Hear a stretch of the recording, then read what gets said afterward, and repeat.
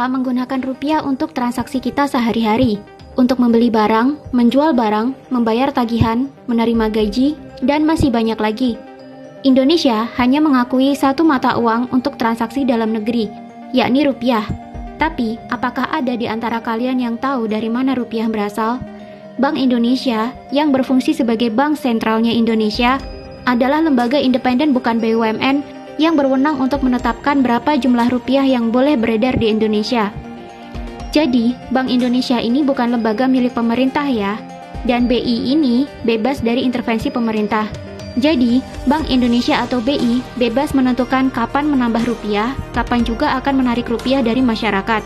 Tapi, adakah dari kalian yang pernah berpikir, jika Indonesia membutuhkan banyak rupiah, mengapa BI tidak langsung mencetak rupiah saja? Toh kewenangan mencetak rupiah ada di Bank Indonesia kan? Tapi yang terjadi sampai sekarang adalah Indonesia terus berhutang ke luar negeri melalui Bank Indonesia untuk mendapatkan rupiah. Hutang-hutang luar negeri, baik yang berasal dari obligasi, pinjaman IMF, maupun pinjaman World Bank, akan dikonversi oleh Bank Indonesia ke dalam rupiah. Jika logika kalian berjalan, pasti kalian berpikir, mengapa tidak cetak uang sendiri saja ya? Terutama saat corona begini, di mana negara membutuhkan banyak sekali uang. Kenapa tidak langsung cetak sendiri saja ya? Kok malah berhutang ke luar negeri? Kok malah nunggu dolar masuk ke Indonesia dulu? Sebagian dari kalian pasti menjawab, ya kalau cetak uang sendiri nanti inflasi dong. Apakah inflasi satu-satunya alasan untuk berhutang demi menambah rupiah? Ternyata inilah jawabannya. Dolar Amerika Serikat atau US dollar telah ditetapkan menjadi mata uang global sejak tahun 1944 melalui perjanjian Bretton Woods. Karena dolar Amerika Serikat telah ditetapkan menjadi mata uang global, maka perdagangan internasional akan menggunakan dolar Amerika Serikat sebagai alat tukar. Jika Indonesia mencetak rupiah terlalu banyak tanpa mendatangkan dolar ke dalam negeri, maka nilai tukar rupiah terhadap dolar akan semakin anjlok. Dolar akan semakin mahal bagi Indonesia. Jika 1 US dollar saat ini setara dengan Rp15.000 misalnya, jika Bank Indonesia mencetak rupiah sendiri, nilai rupiah terhadap dolar Amerika Serikat akan semakin merosot.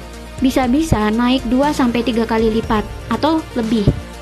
1 US dollar bisa berharga Rp30.000 sampai Rp45.000. Apa akibatnya? Harga produk impor akan mengalami kenaikan drastis. Padahal Indonesia tidak bisa lepas dari impor barang. Jika kalian cek sendiri melalui data di Badan Pusat Statistik, ketergantungan impor Indonesia masih 50% terhadap suplai produk dalam negeri. Artinya, jika Indonesia nilai tukar rupiahnya terhadap dolar anjlok, harga barang-barang di Indonesia akan mengalami kenaikan yang sangat drastis pula. Penghasilan rakyat sama, tapi harga barang naik semua.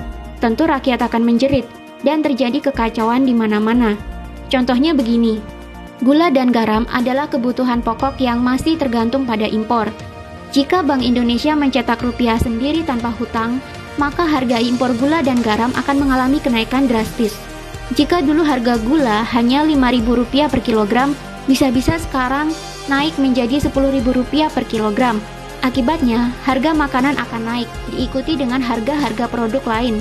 Jika harga barang naik semua, sedangkan penghasilan rakyat tetap, tentunya akan terjadi kemiskinan dan kebangkrutan di mana-mana.